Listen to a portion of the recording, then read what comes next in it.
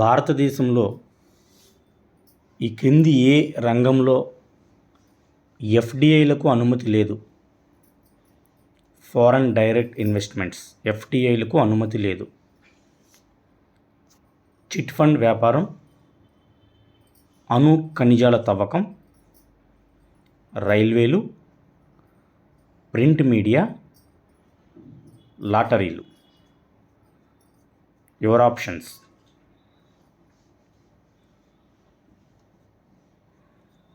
1, 2, 1, 2, 5, 1, 2, 4, 5, 1, 2, 3, 5.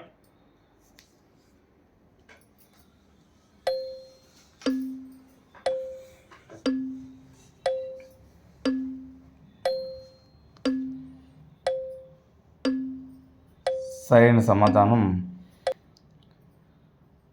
1, 2, 3, 5. Option 4. Chit fund వ్యాపారంకు FDI అనుమతి లేదు. అదేవిధంగా అణు ఖనిజాల తవ్వకం ఎఫ్డిఐలకు అనుమతి లేదు. రైల్వేలు ఎఫ్డిఐలకు అనుమతి లేదు. ప్రింట్ మీడియా ఎఫ్డిఐలకు అనుమతి ఉంది. ప్రింట్ మీడియాలో 24% వరకు ఎఫ్డిఐలకు అనుమతి ఉంది. అతి తక్కువ ఎఫ్డిఐలకు అనుమతి ఉన్నటువంటి రంగం ప్రింట్ మీడియా. లాటరీలు కూడా అనుమతి లేదు.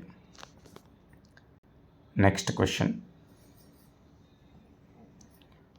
భారతదేశంలో డాలర్ రేటును నిర్ణయించేది ఎవరు? ఆప్షన్స్: ఐఎంఎఫ్ మరియు world bank, RBI, LERMS, Brent crude oil.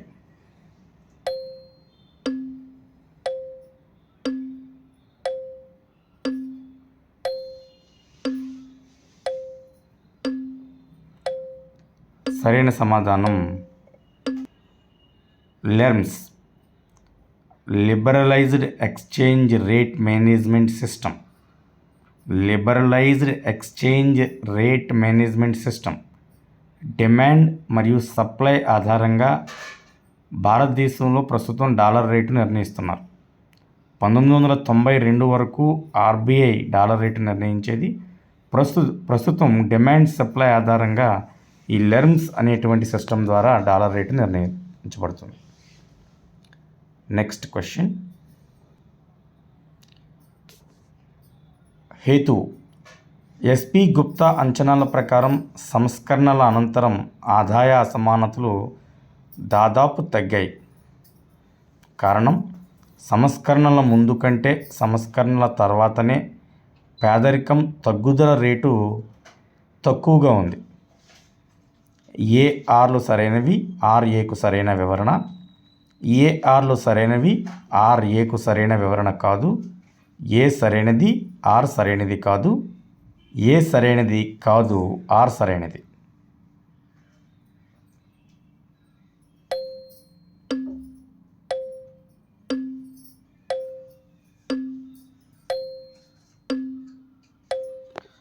సరైన సమాధానం ఏ సరైనది కాదు, ఆర్ సరైనది.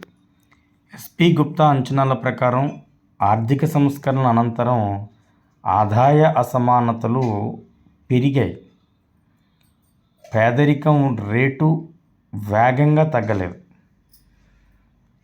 వృద్ధి రేటు పెరిగినప్పటికీ పేదరికం రేటు తగ్గలేదు. కాబట్టి ఆర్థిక అసమానతలు మరింతగా పెరిగాయని ఎస్పి గుప్తా చెప్పారు. సో స్టేట్మెంట్ ఏ సరైనది కాదు. సంస్కరణల ముందు కంటే సంస్కరణల తర్వాతనే పేదరికం తగ్గుదల రేటు తక్కువగా ఉంది. Yes, correct. సంస్కరణ ముందు పేదరికం వేగంగా తగ్గింది. సంస్కరణల తర్వాత పేదరికం తగ్గింది, కానీ సంస్కరణ ముందున్నంత వేగంగా తగ్గలేదు. అంటే సంస్కరణల తర్వాత పేదరికం తగ్గుదల రేటు తక్కువగా ఉంది. ఇది సరైనటువంటి స్టేట్మెంట్.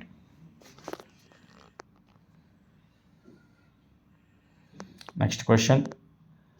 ఈ క్రింది వన్లో సరైన స్టేట్మెంట్ని గుర్తించండి. సంస్కరణలకు ముందు వృద్ధి రేటు, ఉపాధి వృద్ధి రేటు రెండూ ఎక్కువే. సంస్కరణలకు ముందు వృద్ధి రేటు, ఉపాధి వృద్ధి రేటు రెండూ తక్కువే. సంస్కరణల అనంతరం జాతీయ వృద్ధి రేటు మరియు ఉపాధి వృద్ధి రేటు ఎక్కువ. సంస్కరణల అనంతరం జాతీయ వృద్ధి రేటు ఎక్కువ, ఉపాధి వృద్ధి రేటు తక్కువ.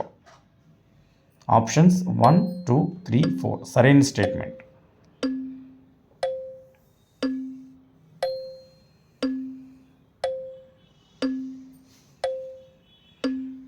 సరైన సమాధానం ఆప్షన్ 4. సంస్కరణల అనంతరం జాతీయ వృద్ధి రేటు ఎక్కువగా ఉంది, వృద్ధి రేటు పెరిగింది, కానీ ఉపాధి వృద్ధి రేటు తక్కువగా ఉంది. ఉపాధి వృద్ధి రేటు సంస్కరణలకు ముందే ఎక్కువగా ఉంది, కానీ వృద్ధి రేటు పెరిగినప్పటికీ ఉపాధి పెరగలేదు, ఉపాధి వృద్ధి రేటు తక్కువగా ఉంది. దీన్ని జాబ్లెస్ గ్రోత్ అని కూడా పిలుస్తారు.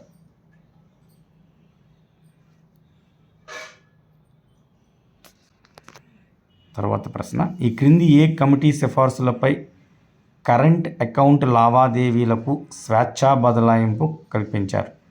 కరెంట్ అకౌంట్ లావాదేవీలకు స్వేచ్ఛా బదలాయింపు కల్పించినటువంటి committee Rangarajan committee, Narasimhan committee, Kirit Parikh committee, Malhotra committee.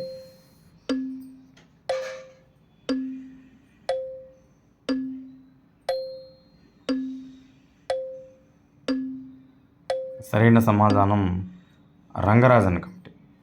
Rangarajan committee సిఫార్సుల మేరకు కరెంట్ అకౌంట్ లావాదేవీలకు స్వేచ్ఛా బదలాయింపు కల్పించారు. నరసింహన్ కమిటీ బ్యాంకింగ్ సంస్కరణలకు సంబంధించింది. కిరీట్ పారిక్ కమిటీ సబ్సిడీలు తగ్గించడం గురించి, పెట్రోలియం ఉత్పత్తులపై సబ్సిడీలు తగ్గించడం గురించి కిరీట్ పారిక్ కమిటీ చెప్తుంది. మల్హోత్రా కమిటీ బ్రేమా రంగంలో సంస్కరణల గురించి చెప్తుంది. తర్వాత ప్రశ్న, భారతదేశంలో ఈ క్రింది ఏ సంవత్సరంలో SEZ పాలసీని రూపొందించారు? 2000, 2005, 2002, 2006.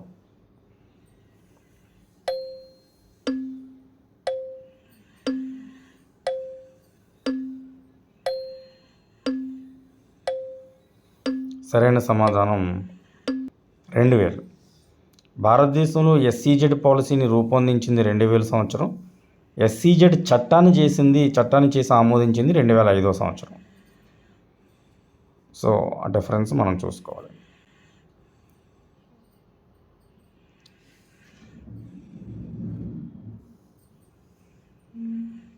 ఇక కరెంట్ అఫైర్స్లో ఒక ముఖ్యమైనటువంటి ప్రశ్న, ప్రపంచ ప్రసిద్ధిగాంచిన బైరటీస్ ముగ్గురాయి గనులు ఆంధ్రప్రదేశ్లో మంగంపేటలో కలవు.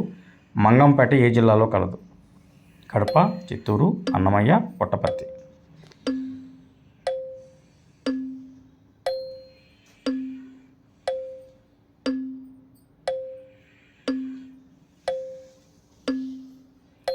సరైన సమాధానం అన్నమయ్య జిల్లా.